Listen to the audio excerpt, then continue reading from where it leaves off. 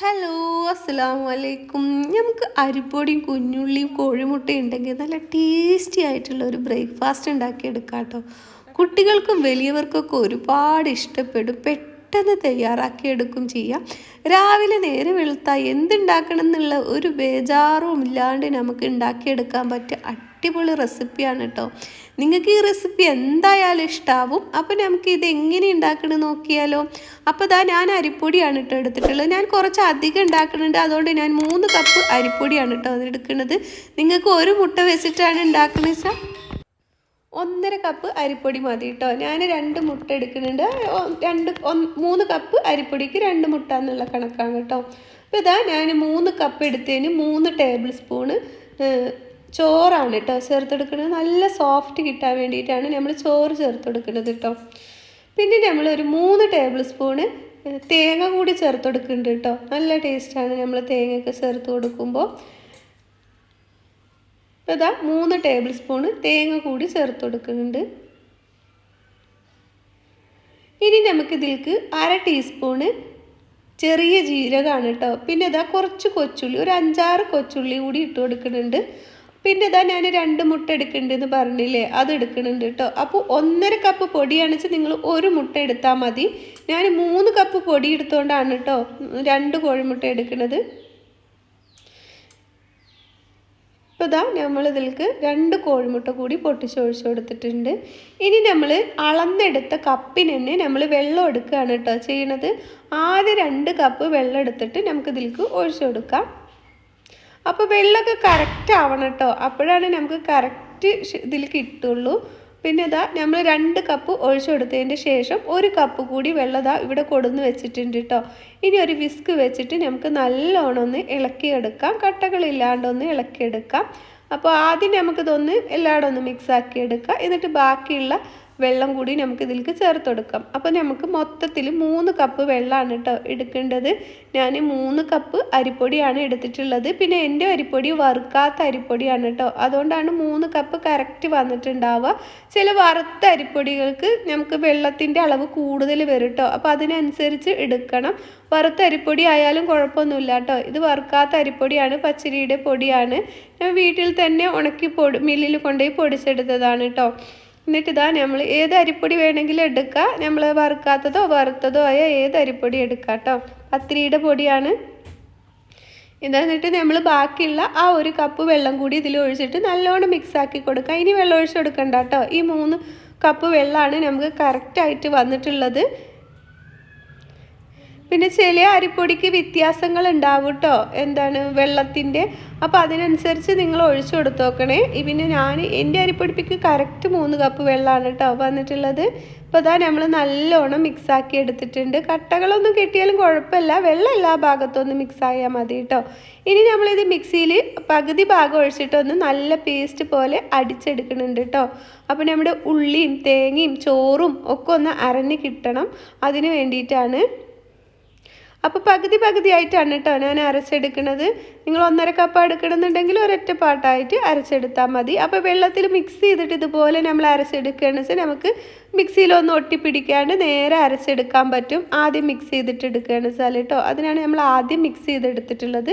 ഇനി നമ്മൾ അരച്ചെടുത്തത് ഒരു ബൗളിലേക്ക് ഒഴിച്ചു കൊടുക്കുന്നുണ്ട്. ഇനി ബാക്കിയുള്ളതും ഈ മിക്സിയുടെ ജാറിലേക്ക് ഒഴിച്ചിട്ട് ഇത് കൂടി നമുക്ക് അരച്ചെടുക്കാം. അപ്പോൾ നമ്മൾ പാത്രമൊന്നും കഴുകി വെള്ളം ഒഴിക്കുകയൊന്നും ചെയ്യരുത്, കറക്റ്റ് വെള്ളം നമ്മൾ ഒഴിച്ചു കൊടുത്തിട്ടുണ്ട്.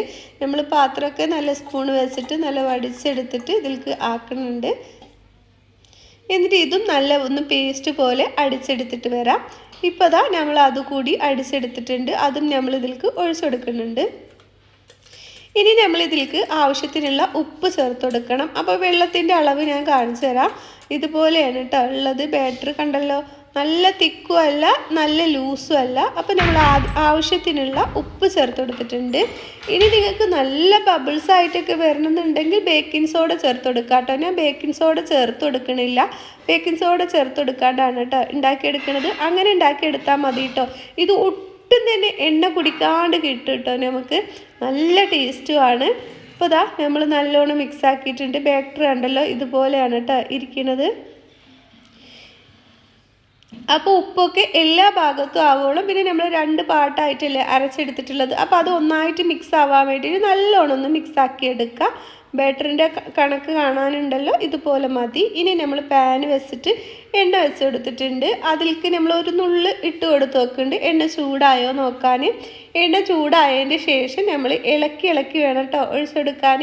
ഇളക്കിയിട്ട് ഒരു തവി ഒഴിച്ചെടുക്കുക. നമ്മൾ നെയ്യപ്പം ഒക്കെ ഒഴിച്ചെടുക്കൂലേ, അതേപോലെ ഇത് നമ്മൾ നെയ്പത്തലിൻ്റെ ഒക്കെ ഒരു ടേസ്റ്റും പിന്നെ മുട്ടപ്പത്തലിൻ്റെ ഒക്കെ ഒരു ടേസ്റ്റും ഒക്കെ ആയിട്ട് കിട്ടും കേട്ടോ. നല്ല ടേസ്റ്റിയാണ്.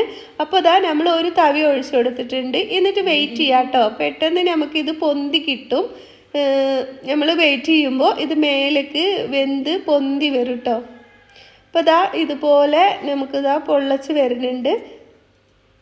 അപ്പോൾ നമ്മളിതാ ഇനി നല്ലോണം പൊള്ളിക്കാൻ വേണ്ടിയിട്ട് നമ്മൾ തവി കൊണ്ട് സ്പൂൺ കൊണ്ട് എണ്ണ മേലേക്ക് തൂവി കൊടുക്കുന്നുണ്ട് കേട്ടോ. അപ്പോൾ ഇതാ ഇതുപോലെ ബബിൾസ് ആയിട്ട് വന്നിട്ടുണ്ട്. ഇനി നല്ല ബബിൾസ് ആയിട്ടൊക്കെ വരുന്നുണ്ടെങ്കിൽ നമ്മൾ ബേക്കിംഗ് സോഡ ഇട്ട് കൊടുത്താൽ മതി കേട്ടോ. അതിൻ്റെ ഒന്നും ആവശ്യമില്ല. നല്ല സോഫ്റ്റും നല്ല ടേസ്റ്റി ആയിട്ടുള്ള ഒരു തന്നെ നമുക്ക് കിട്ടും കേട്ടോ. അപ്പോൾ ഇതാ നമ്മൾ എന്നിട്ട് മറിച്ചിട്ടെടുത്തിട്ടുണ്ട്. തിരിച്ചും മറിച്ചൊക്കെ ഇട്ടിട്ട് നല്ലോണം വേവിച്ചെടുക്കുക കേട്ടോ.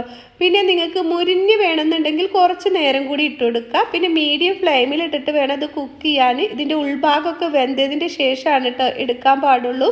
ഉൾഭാഗം വെന്ത് കിട്ടണം. അപ്പോൾ അതാ നമ്മൾ തിരിച്ചും മറിച്ചൊക്കെ ഇട്ടിട്ട് ഞാൻ അധികം ഗോൾഡൻ ബ്രൗൺ ആക്കണില്ല. ആദ്യത്തെ 2-3 ഞാൻ ഗോൾഡൻ ബ്രൗൺ ആക്കാണ്ട് എടുത്തിട്ടോ. ചെറിയൊരു നിറം മാറ്റം വരാണ്ട് എടുത്തിട്ടുണ്ട്. പിന്നെ കുട്ടികൾ പറഞ്ഞു ഇത് കഴിച്ചപ്പോൾ ഒന്നുകൂടി ക്രിസ്പി ആക്കി എടുക്കും ഉമ്മ പറഞ്ഞു. അപ്പോൾ ഞാൻ വീണ്ടും ഉണ്ടാക്കിയതൊക്കെ ഒന്ന് ചെറുതായിട്ട് ക്രിസ്പി ആക്കി എടുത്തു കേട്ടോ. അപ്പോൾ നല്ല സോഫ്റ്റാണ്. അരിക് നല്ല ക്രിസ്പി ആണെങ്കിലും ഉള്ളു നല്ല സോഫ്റ്റാണ് കേട്ടോ. പിന്നെ ഒട്ടും തന്നെ എണ്ണ കുടിക്കൂല കേട്ടോ. നമ്മൾ ഈ ഒഴിച്ച എണ്ണ നമുക്കിത് മൊത്തത്തിൽ ഉണ്ടാക്കിയാലും അതുപോലെ തന്നെ ഇരിക്കും കേട്ടോ. പിന്നെ ചെറുതായിട്ട് നമ്മൾ ഈ അപ്പത്തിലൊക്കെ ഒട്ടി പിടിക്കുമ്പോൾ ആ ഒരു കുറവ് മാത്രമേ വരുള്ളൂ.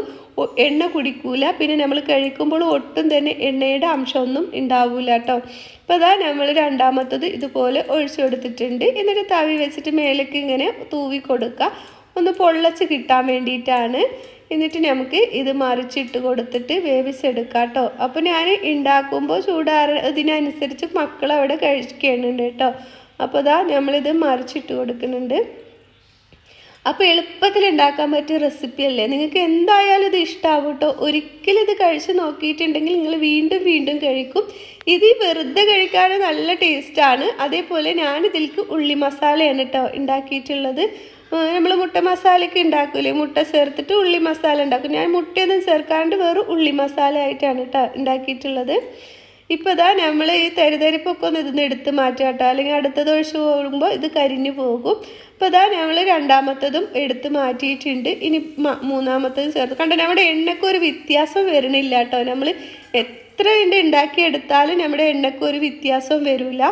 ഇപ്പോൾ ഇതാ പകുതി ഭാഗത്തോളം നമ്മൾ ഉണ്ടാക്കിയെടുത്തിട്ടുണ്ട്. അപ്പോൾ കുട്ടികൾ കഴിച്ചു കേട്ടോ. കണ്ടല്ലോ ഇതപ്പോൾ ഞാൻ ഒന്നുകൂടി നിറം മാറിയിട്ട് ക്രിസ്പി ആക്കി എടുത്തിട്ടുണ്ട്. കണ്ടല്ലോ നല്ല സോഫ്റ്റാണ്. എന്നാൽ ഉൾഭാഗം നല്ല ടേസ്റ്റുമാണ് കേട്ടോ കഴിക്കാൻ. അപ്പോൾ ഇതാ ഞാൻ ഒന്ന് പൊട്ടിച്ച് കാണിച്ചു തരാം. മറ്റുള്ളതൊക്കെ കുട്ടികൾ കഴിച്ചു കേട്ടോ. അപ്പോൾ ഇതാ ബാക്കിയുള്ളത് ഞാനൊന്ന് പൊട്ടിച്ച് കാണിച്ചു തരാം. നല്ല സോഫ്റ്റാണ് കേട്ടോ. കണ്ടല്ലോ ഉൾഭാഗം നല്ല സോഫ്റ്റാണ്. ഉൾഭാഗമൊക്കെ നല്ല വെന്ത് നല്ല ഹോൾസും ഒക്കെ ആയി ആരെടുത്ത് വന്നിട്ടുണ്ട്. നിങ്ങൾക്ക് എന്തായാലും ഇഷ്ടമാവും.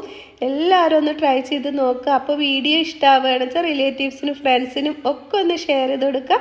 അപ്പോൾ ഇതുപോലത്തെ നല്ല വീഡിയോകൾ ഞാൻ എൻ്റെ ചാനലിൽ ഇട്ടിട്ടുണ്ട്. അടുത്ത വീഡിയോയുമായി വീണ്ടും വരാം. അസ്സലാമു അലൈക്കും.